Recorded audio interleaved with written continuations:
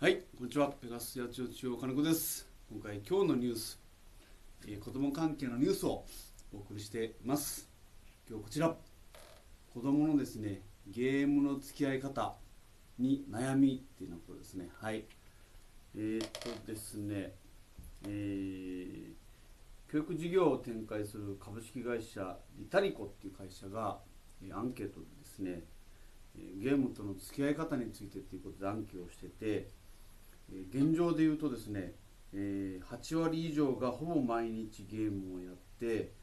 半数以上が1日3時間以上、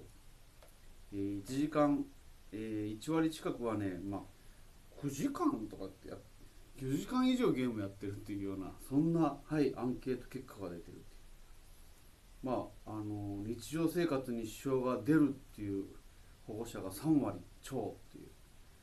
理由として、勉強手つかないと、朝起きれないとかですね、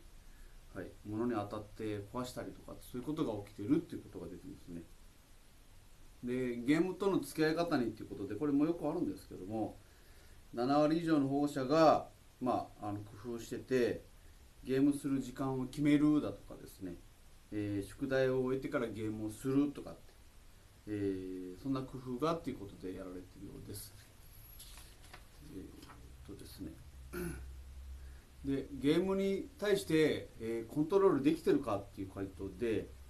できているって答えてるのは1割未満でですね、3分の1以上、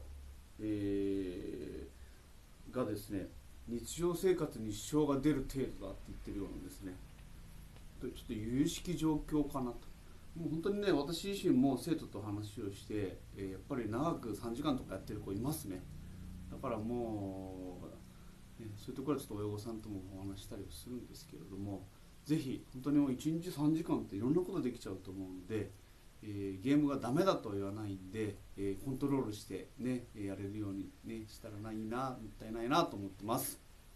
はい、今日の、ニュース、ゲームとの付き合い方についてでした。ありがとうございます。